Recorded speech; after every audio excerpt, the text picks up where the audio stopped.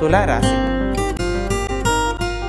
తులారాశి వాళ్ళకి ఈ వారం అంతా కూడా మనస్సు ఉత్సాహంగా ఉల్లాసంగా ఉంటుంది. కానీ ధనం మాత్రం అదే విధంగా అంతే ఉత్సాహంతో ధనాన్ని కూడా మీరు ఖర్చు చేసేటువంటి అవకాశం, అలాంటి పరిస్థితులు ఈ వారం కనపడుతూ ఉన్నాయి. అయితే ఆ ఖర్చు అంతా కూడా సద్వ్యయమే.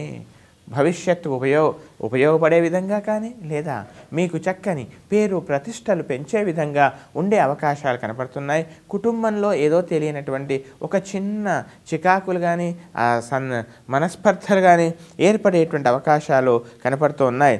ప్రేమ వ్యవహారాలు కానీ, లేదా స్నేహ విషయాలలో కానీ మీరు కోరుకున్నటువంటి కొంత సౌఖ్యము, మీరు కోరుకున్నటువంటి కొంత అనుకూల వాతావరణము ఏర్పడేటువంటి అవకాశాలు కూడా కనపడుతున్నాయి.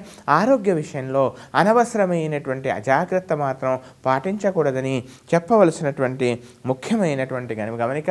తండ్రి గారి యొక్క ఆస్తుల విషయంలో కానీ, జ్ఞాతులతో కానీ ఒక రకమైనటువంటి విభేదాలు, అలాగే తండ్రి గారితో కూడా అనవసరమైనటువంటి విభేదం రాకుండా, ప్రతి మాటకి వాదోపవాదాలు చేయకుండా తగు జాగ్రత్త తీసుకోవాల్సిందిగా చెప్పవలసినటువంటి ముఖ్యమైనటువంటి గమనిక.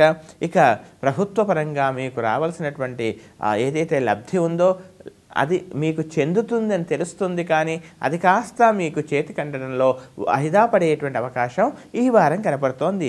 ఇంకా ఉత్తమమైనటువంటి ఫలితాల కొరకు ప్రతిరోజు కూడా శనేశ్వర ధ్యానం ఎట్టి పరిస్థితిలో మానకూడదు. అలాగే చంద్ర శుక్ర ధ్యాన శ్లోకాలని ప్రతినిత్యము చక్కగా పారాయణం చేయండి. తద్వారా చక్కని విశేష ఫలితాలు పొందండి.